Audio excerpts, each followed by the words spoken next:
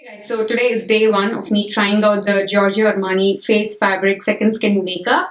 I wore this to work in the morning. Now it's 6 o'clock. I wore this around 9 a.m. in the morning. And as you can see, it is giving me very slight coverage. It is beautifully evening out my skin. I will give it that.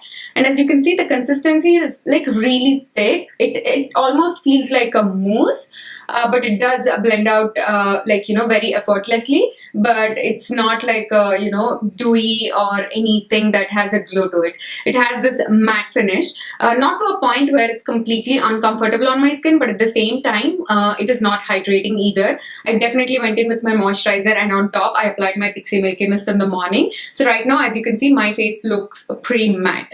But I'm not complaining. I don't mind it because it looks very natural. It doesn't look like I'm wearing anything on. It doesn't even look like I have like a BB cream on. That's how natural this looks. And you can see that it is, smoothing out my skin tone really well. So as you can see, this is number 8 and this is number 4. So I mixed both of these in to get this color, which I think is okay, but by any means it's not the best match. And when I wear this color around my mouth, I felt like my discoloration was peeking through a little bit, and you could clearly tell in the daylight that it's not matching my skin tone really well. But since it's a BB cream, it's not that obvious as a foundation would look, especially when your undertone is not matching. The coverage is pretty minimal. It's going to be a light coverage. You can build it up a little bit more, but you're not even going to get a medium coverage with this foundation.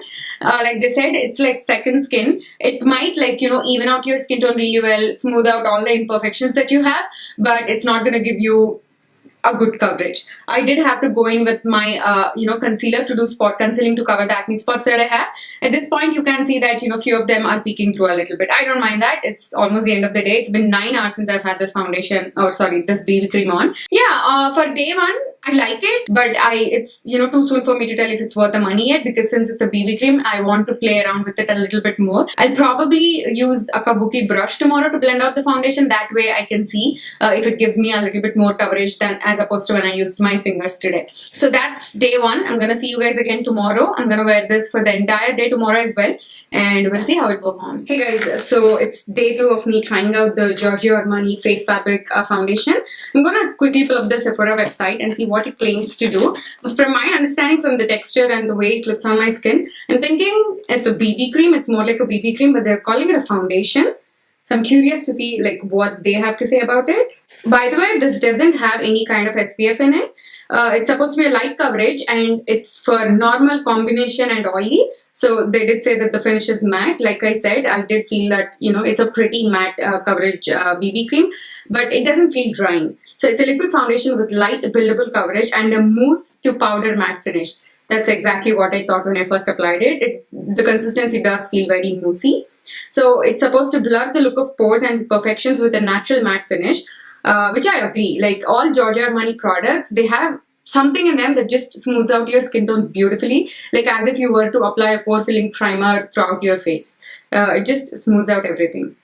So this foundation has a second skin fit thanks to its 3D stretch technology, which allows the formula to move naturally with your skin. It leaves the complexion looking retexturized and smooth. I agree. That's exactly what I felt when I first applied it. It's just making my skin look really smooth, but it's matte.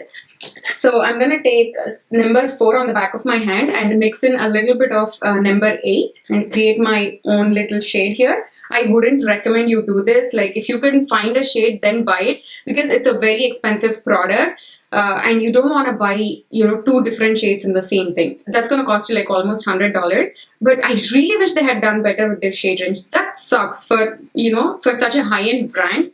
They can't even get their shades right. It's very disappointing actually. It's like we don't exist for them. What the hell? So I'm just going to see, it's still light, but let's work this on the cheeks. Okay, that's pretty light. I'm gonna have to mix a little bit of the 8. I'm just going to try to use a brush with this. I've always used my fingers to apply this foundation. Let's see how it works with the brush. So as you can see, I know the shade looks all kinds of wrong, but it just has that blurring effect. It just smooths out the skin beautifully. But one thing I noticed is that you could layer this a lot, but it still wouldn't take on you. Because on day 1, since I was, trying to figure out which shade works better, I was mixing in 8 and then I was mixing in number 4. I did layer a lot of product, but it did not look cakey at all.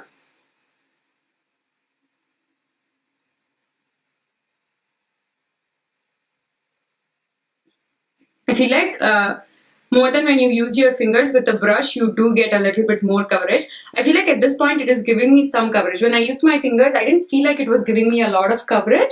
But at this point with the brush, it is giving me a good coverage. You can clearly see the difference where I have it. It's matte and it's looking very smooth. Where on my forehead, where I don't have anything, you can still, see my natural skin peeking through. So it does give a good coverage when you use a brush.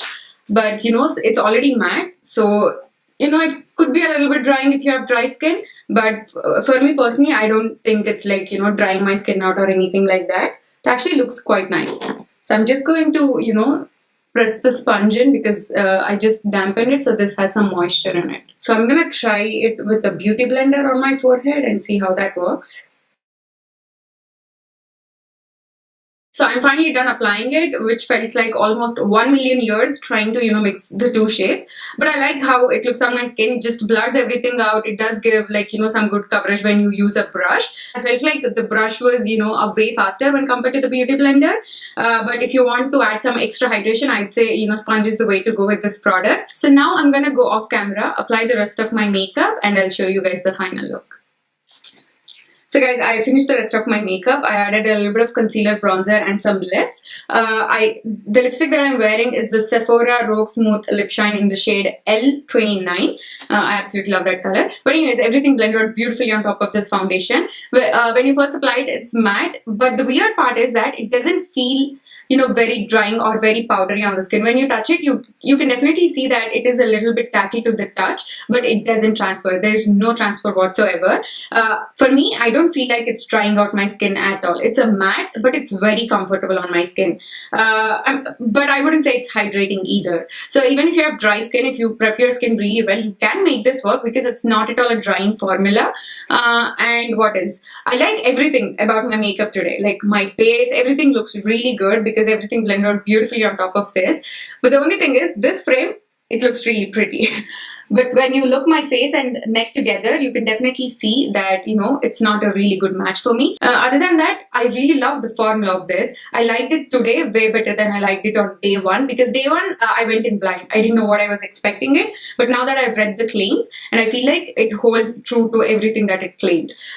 So I'm really liking it. So now I'm going to go about my day. Currently, it's 10:10. I applied this around 9 or so. So I'm going to keep this on for the rest of my day. I have to go to work. When I get back, I'm going to do more close-ups and give my final verdict. So yeah, I'll see you all at the end of my day. Hey guys, I am back. It's currently 5:47. I've had this foundation on for almost 9 hours at this point. I'm here to share my final thoughts. First, I'm going to start off by saying that I really like the formula on this foundation. It's very unique. Blends out beautifully, even though it has that moussey consistency. It is very easy to blend out. It looks very natural on the skin. It's ultra lightweight. It's very breathable, even though it feels a little bit thick when you touch it. And even though it's matte foundation, it doesn't dry out my skin at all, which makes me think that if you have dry skin, if you prep your skin really well, you can totally use this. And if you have normal and oily skin types, like if you want a foundation that's going to stay matte throughout the day, I'd say definitely give this one a try, especially if you have a combination and oily skin types. I personally really love, how smooth it makes my skin look. The coverage of this is pretty light. You can build it up a little bit more. It's a coverage you would get from a BB cream. But being said that, it just blurs out your skin beautifully, and it is very long wearing. Like rest on my face, you can see it. On my chin, it has come off a little bit because I was eating and then I dropped something on my chin, and I sometimes spilled water on my chin when I was drinking water. So it has come off a little bit from here, but rest all, I still see the foundation on. It still feels a little bit tacky to the touch after all these hours, but it just doesn't transfer. That is so weird. And the best part about this is that it layers really well. Like as you guys could see when I was applying it, I did layer it a lot because I was trying to, get the right shade for my skin tone. So I was first going in with 4, then I added 8 on top. So I went back and forth like that. And I did end up using a lot of product on my skin. But It doesn't look cakey anywhere, not even one single place. Just doesn't settle into my lines at all. So all in all, I really love the formula on this. It's very unique. It just smooths out the skin really well. It stays matte throughout the day. It's very lightweight. It looks like your skin almost. It's almost undetectable. That's how natural this looks. So if you're someone who is looking for an everyday kind of lightweight foundation, which is going to keep you matte throughout the day, I would say definitely give this one a try. And if you can find a shade that matches your skin. That, I think, is the major con that I find with this product, is that they have only 11 shades, which sucks. The formula of this is very unique and it's very good, and more people should be able to try it out, but they don't have a good shade range. Like, I'm a blogger, so I am willing to go that extra mile to buy, 2 different shades or get a sample of an extra shade. But keeping regular consumers in mind, you wouldn't want to like buy, same product in 2 different shades. And that too, this is not a drugstore product, it's a luxury makeup. So that's like, one of my biggest cons with this foundation and with Giorgio Armani, that they are not very good with their shade range.